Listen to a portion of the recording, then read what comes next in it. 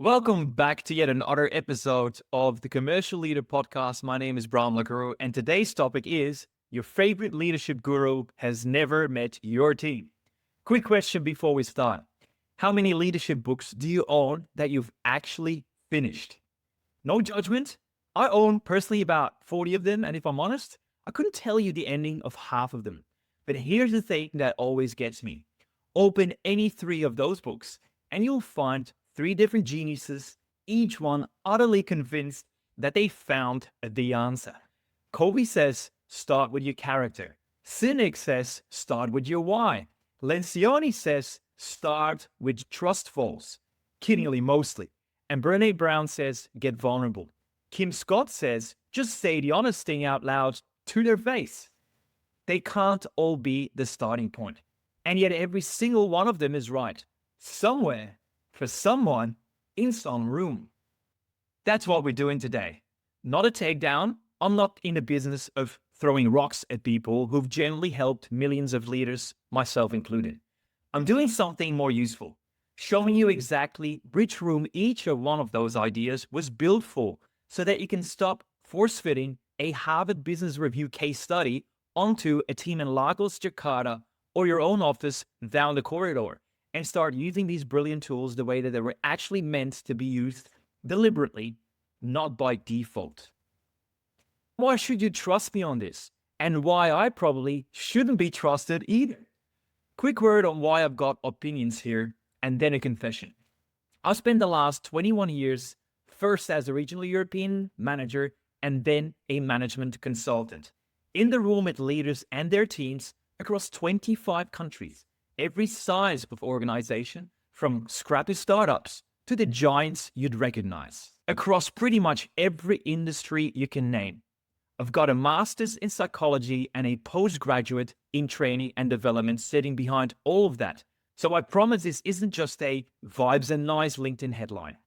I've lived on 3 different continents, in 4 different countries, and I speak 4 languages fluently. With another 2, I can just about hold a dinner conversation in badly enough to make the locals laugh. Now here's the confession. Every single guru we're about to talk about today taught me something generally useful. I use pieces of all of them with my clients. This episode isn't me being the smartest person in the room.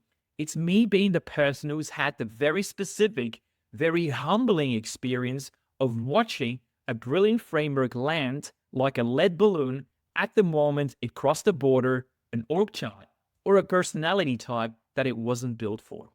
That's not a criticism of the framework. That's just what happens when you take something built in one context and assume it's universal. I've done it myself more than once, and I'll own that one on air today too. The 4 questions I now ask about any leadership model, including my own. Before we go guru by guru, here's the filter. Whenever someone hands me the next big leadership framework, I've learned to ask it 4 friendly, slightly cheeky questions before I roll it out to a client. 1. Show me your homework. Is this built on actual research or a handful of great stories about famous winners? Because great stories are memorable, they're just not the same thing as evidence. 2. Who's the self in this model?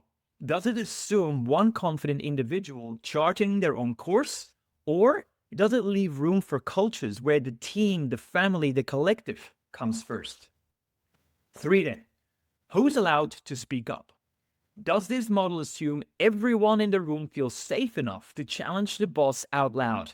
Or does it only work for cultures and org charts where that's already true? Who's in? Who's it actually asking to take the risk? When this framework asks someone to be vulnerable or blunt or bold, is that equally easy for the CEO as well as the newest, most junior person on the team? Because usually it isn't. Hold on to those 4 questions. We're about to run 7 of the biggest names in leadership through them, with a lot of love and a bit of mischief. Stephen Covey, the good habits guy with a hidden agenda. Let's start with the granddaddy of them all, Stephen Covey, the 7 habits of highly effective people. which is all about be proactive, begin with the end in mind, seek first to understand, then to be understood. Generally, one of the best pieces of listening advice ever written, by the way. We'll come back to that one. But here's the twist most people don't know.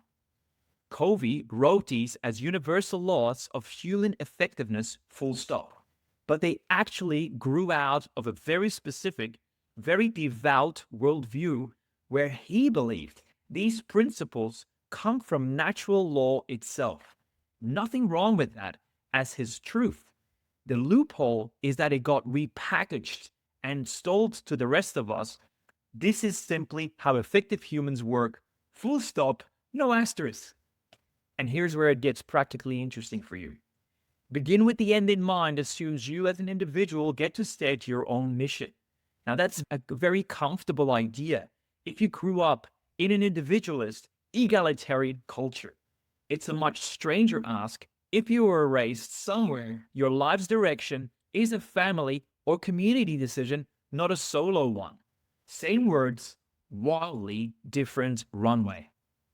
Next up, Jim Collins and Good to Great, Level 5 Leadership, the hedgehog concept, all the personality, humility plus professional will magic that supposedly separates the greats from the merely good.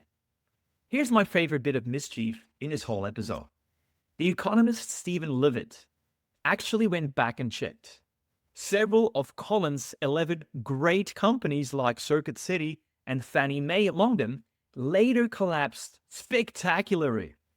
Levitt found that if you'd invested in Collins' Great 11, the moment the book came out, a boring old index fund would have beaten you. Oops. Now that's not me being cynical for the sake of it. It's a genuinely important lesson in how our brain works. We look backwards at winners and see humility and discipline. We don't see the identical humility and discipline sitting quietly inside 100 companies that failed anyway, because we never wrote a book about it. And on the culture point, humility isn't a neutral leadership trait. In some cultures, it reads as deeply authentic.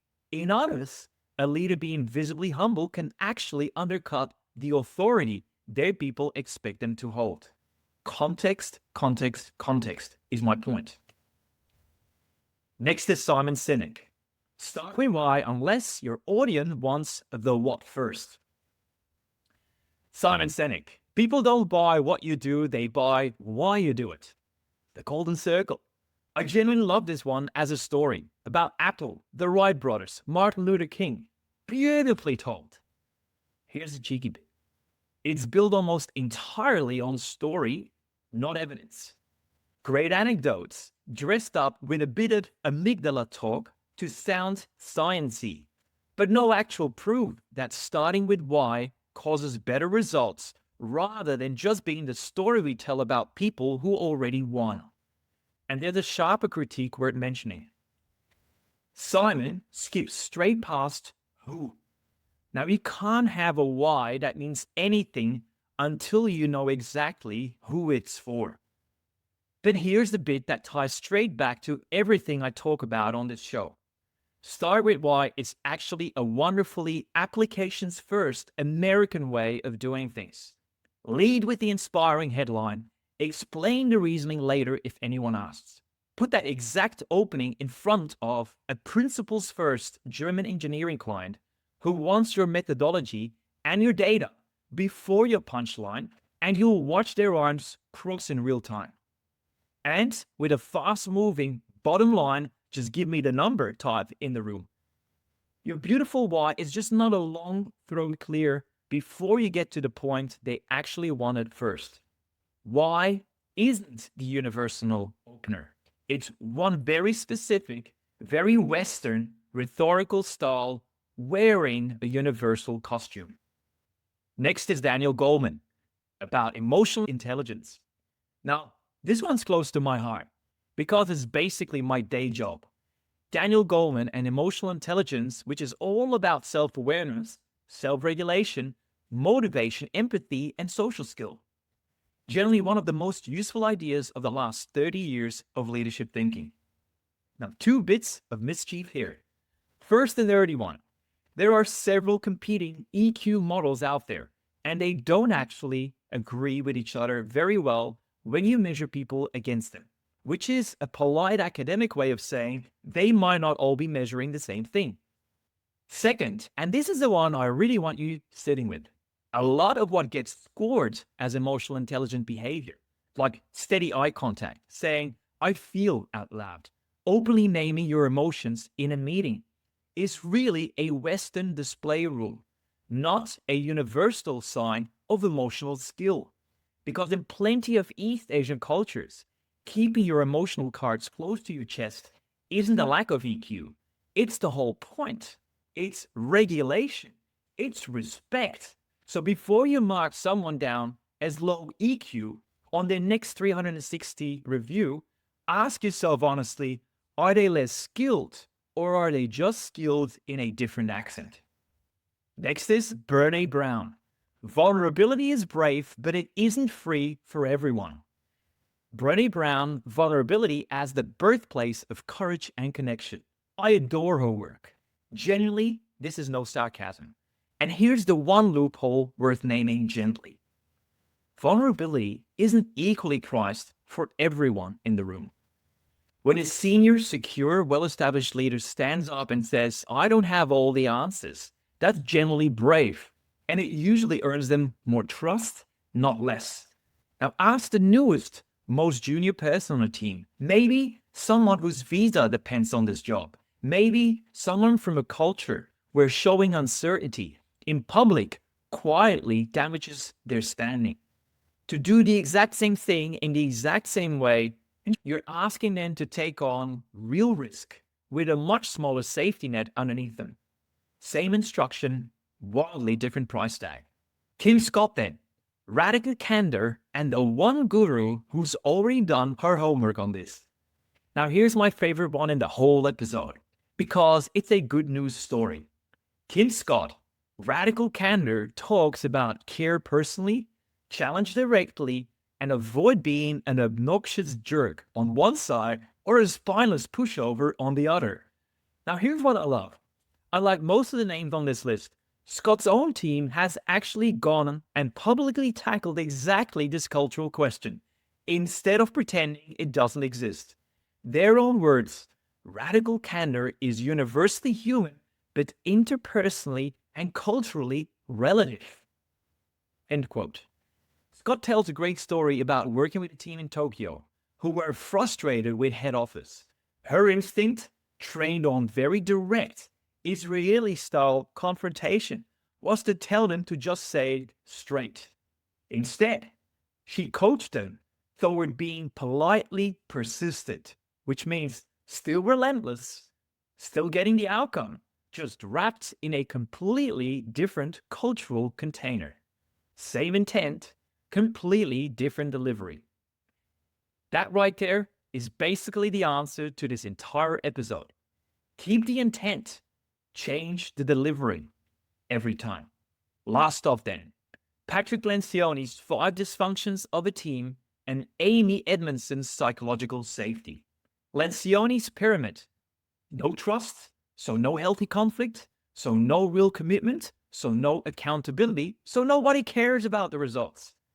Edmondson's work is teams do better when people feel safe enough to speak up, disagree, and admit mistakes. Quick, slightly cheeky fact check on Lencioni first.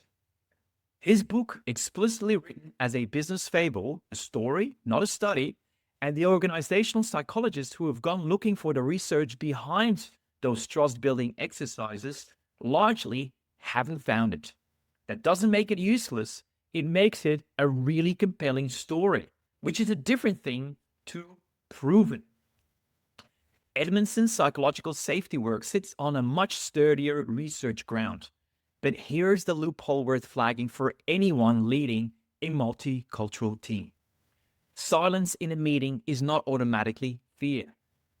In a lot of hierarchical cultures, that quiet isn't people being too scared to speak. It's the room correctly, respectfully waiting for the senior person to finish. Mistake that for fear of conflict. Roll out an American-style, everybody must speak in the room intervention, And you haven't fixed the dysfunction. You've just made everyone deeply uncomfortable in a completely different way. Those teams don't need permission to speak. They need the right channel to speak in. Often a private one, not a public one. So where does that leave us? Nowhere near throw out your leadership library. Every single person we've talked about today built something genuinely valuable. I use pieces of all 7 of them every week with real clients. The loophole was never in the ideas. It's in the marketing. The quiet assumption sitting underneath almost every leadership bestseller that what worked in one boardroom, one culture, one personality type will simply travel unchanged everywhere else. It won't. And now we know exactly why. And exactly what to check before you roll the next big framework out across your entire leadership team. Here's my actual advice. The practical bit that you can use on Monday morning. Before you adopt any leadership model wholesale, mine included, run it through those 4 questions from earlier. What's it actually built on? Who's the self it assumes? Who's allowed to speak up in it? And who's really being asked to carry the risk? Do that, and you can go from applying someone else's framework to building your own judgment, which, if you're leading people across cultures, personalities, and time zones, is really the whole game. That's it from me for this episode. If this got you nodding or wincing or both, send it to the leader in your life who's just bought their 4th leadership book this year.